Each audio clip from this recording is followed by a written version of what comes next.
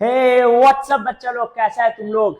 भैया टेंशन में है, एग्जाम का लास्ट मंथ बचा है। देखो, टेंशन होना तो जायज है, थोड़ा सा तो टेंशन होगा ही। भैया, इकोनॉमिक्स का पढ़ाई कैसा चल रहा है? जी तोड़ चल रहा है ना? भैया पढ़ाई अच्छा चल रहा है, लेकिन समझ नहीं आ रहा भैया कि कितना चैप्टर का मेरा पढ़ाई हो गया है, मेरा कितना मार्क्स का प्रिपरेशन हो गया है, ये मेरे को समझ नहीं आ रहा है। देखो, जब भी पढ़ाई करो ना तो एक प्लानिंग के साथ करो। तुमको अपना प्लान क्लियर पता रहना चाहिए, तुमको अपना मार्किंग स्कीम भी पता होना चाहिए। भैया, हर चैप्टर का मार्क्स वेटेज जो आईएससी तुम लोग को दे करके रखा है, ये तुम लोग इग्नोर करता है, जो तुम्हारे लिए अच्छा बात नहीं है। तुम लोग को पता होना चाहिए कि हर चैप्टर का मार्क्स वेटेज क्या है, ताकि जैसे जैसे तुम लोग चैप्टर को कंप्लीट करते जाओ, तुम्हारे माइंडसेट में एक क्लियर होता जाएगा। हाँ भैया, इतना नंबर का तैयारी एकदम सॉलिड है, इतना नंबर का तैयारी एकदम हो गया भैया, कोई टेंशन नहीं है। तो आओ चलो, तुमको हम ना इकोनॉमिक्स का आने वाला एग्जाम का 12th इकोनॉमिक्स का मार्किंग मार्क्स वेटेज तुम लोग को बताते हैं। जैसा कि तुम लोग को पता है बाबू कि तुम लोग का पूरा इकोनॉमिक्स का सिलेबस दो हिस्सा में तोड़ा हुआ है। एक है माइक्रो इकोनॉमिक्स, एक है मैक्रो। भैया, हमको तो माइक्रो पसंद है, मैक्रो नहीं। ऐसे तो होना नहीं है।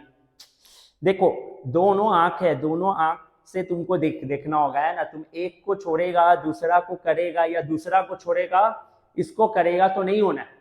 देखो, तुम्हारा टोटल सिलेबस ना माइक्रो 40 मार्क्स का है और मैक्रो 40 मार्क्स का है। देखो बाबू, जो इनिशियल चैप्टर है स्टार्टिंग के, जैसे डिमांड हो गया, इलास्टिसिटी ऑफ डिमांड हो गया, सप्लाई, ये तीनों चैप्टर मिला करके तुम्हारे एग्जाम में 16 मार्क्स का आएगा, 16 मार्क्स का। फिर आगे market mechanism, concept of production, cost and revenue analysis, ये तीनों चैप्टर मिला करके 12 नंबर का, 12 मार्क्स का। और चैप्टर मार्केट फॉर्म्स और इक्विलिब्रियम ऑफ द फॉर्म्स, ये दोनों मिला करके तुम्हारे एग्जाम में आ रहा है 12 नंबर का। और ये टोटल तुम्हारा माइक्रो का सिलेबस है 40 मार्क्स का। आगे जो तुम्हारा मैक्रो इकोनॉमिक्स का पोर्शन है ना बाबू, जैसे कि theory of income and employment, हाँ टफ वाला चैप्टर। टफ नहीं है रे पागल, इजी है, इजी कर देंगे हम। मनी और बैंकिंग 8 मार्क्स का, balance of payment and exchange rate 6 marks का, पब्लिक फाइनेंस 6 और नेशनल इनकम सम्स के साथ 12 मार्क्स का। और ये तुम्हारा मैक्रो से टोटल 40 मार्क्स का आ रहा है।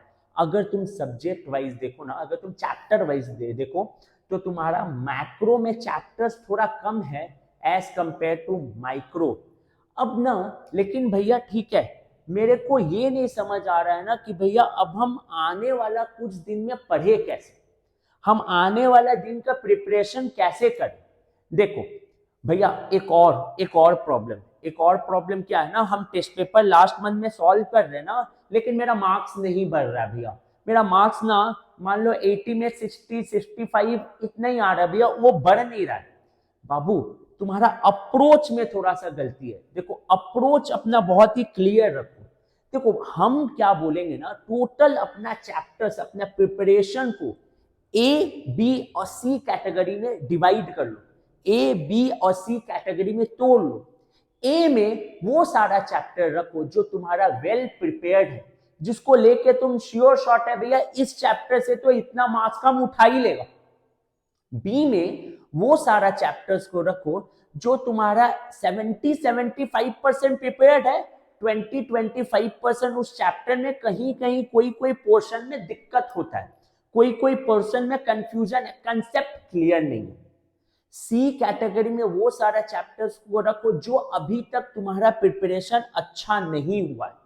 तुम आज ही अपने सारे प्रीफेस में ना, तुम्हारे बुक में तुम बगल बगल में अपना साइड साइड में ना लिख लो कि हाँ ये मेरा ए कैटेगरी है भैया, ये मेरा ए है भैया, ये मेरा बी है। इससे ना तुमको तो क्लियर हो जाएगा कि तुम्हारा कौन सा चैप्टर ए कैटेगरी है, कौन सा बी है, कौन सा सी। मान लो कि जैसे ये थ्योरी ऑफ इनकम एम्प्लॉयमेंट ये सी कैटेगरी में है, अभी मेरा इसका प्रिपरेशन इतना भी सॉलिड तरीका से नहीं हुआ है। अब जब पढ़ने बैठो आने वाला दिन में ना, तो बाबू एक चैप्टर को अभी कुछ दिन के लिए, 4-5 दिन के लिए नहीं पढ़ो, पता है क्या गलती होता है तुम लोग से? तुम लोग जब भी पढ़ने बैठता है स्टार्टिंग से पढ़ने बैठता है और जो चैप्टर अच्छा से हो गया उसी को बार बार पढ़ता है। तुम टफ चैप्टर के ओर बढ़ते ही नहीं है, क्योंकि तुमको लगता है ना अरे वो चैप्टर टफ है, तो बार बार ए कैटेगरी बी कैटेगरी को ही रिवाइज कर रहा है। वैसे करने से मार्क्स नहीं बढ़ेगा। देखो अब एकदम टाइम आ गया है, तुम पूरा सिलेबस को ए बी सी में बांट लो। अब जो बी कैटेगरी का चैप्टर है तुम्हारे लिए भी, अच्छा ऐसा हो सकता है कि तुम्हारे लिए ये ए है लेकिन तुम्हारे फ्रेंड के लिए ये सी है, हो ही सकता है। ये सबके लिए सेपरेट होगा, सबका अपना अपना ए बी सी कैटेगरी का चैप्टर होगा। तो देखो मेरा बात, तुम ना अब जब प्रिपरेशन करने बैठो ना तो सबसे पहले सी कैटेगरी, सबसे पहले बी कैटेगरी का चैप्टर को उठाओ और ए कैटेगरी का चैप्टर 4-5 दिन बाद पढ़ना। तुम्हारा आने वाला ये जो जनवरी मंथ बचा है, अभी कुछ दिन इसमें जो भी 5-7 दिन बचा है ना, तुम इसको इन्वेस्ट करो सी कैटेगरी का चैप्टर्स को पढ़ने में, ताकि तुम्हारा ए तो अच्छा से हुआ ही है और धीरे धीरे ये सी कैटेगरी का चैप्टर भी ए कैटेगरी का हो जाए। बोलो क्लियर है ना? इससे ही तुम्हारा मार्क्स बाबू इंप्रूव होगा, इससे ही तुम्हारा मार्क्स आगे बढ़ेगा भैया। ठीक है, तो भैया हम ये सारा चीज तो कर लेगा, लेकिन भैया आप मेरे को क्या हेल्प करेगा आने वाला एग्जाम में? आप मेरे को क्या हेल्प करेगा? देखो हम तुम्हारे लिए हेल्प करने वाले, हम तुम्हारे लिए कुछ कुछ कंसेप्ट को, कुछ कुछ चैप्टर्स का रिवीजन लेके आने वाले और न्यूमेरिकल्स को रिवाइज करने वाले स्पेसिफिकली। तो भैया कौन सा चैप्टर का रिवाइज कराने वाले हो? तुम्हारे लिए जो सी कैटेगरी का है, तुम्हारे लिए जो बी कैटेगरी का है, या तुम्हारे लिए जो कंसेप्ट तुम्हारा क्लियर नहीं है? तो अभी तुम लोग जो लोग ये वीडियो देख रहा, अभी तुम लोग कमेंट बॉक्स में बताएगा तुम्हारे लिए बी कैटेगरी का चैप्टर या सी कैटेगरी का चैप्टर कौन सा है, और ये बात कमेंट बॉक्स में बताएगा तो फिर हम आने वाला दिन में तुम्हारे लिए वो चैप्टर का शॉर्ट रिवीजन लेकर के आएंगे, ताकि तुम लोग को वो चैप्टर कराने में हम तुम्हारा हेल्प कर पाए। Hope I am clear, hope हम तुमको समझा पाए कि तुम्हारा अप्रोच कैसा होना चाहिए। ठीक है, तो हम वेट कर रहे हैं और आगे फिर हम लोग मिलते हैं नेक्स्ट वीडियो में। तब तक के लिए stay connected and very good luck, और प्रिपरेशन इसी तरह तेज रखो, इसी तरह स्ट्रॉन्ग रखो, ताकि आने वाला एग्जाम में तुम लोग फ्लाइंग मार्क्स लेकर के आओ, बहुत ही अच्छा स्कोर लेकर के आओ।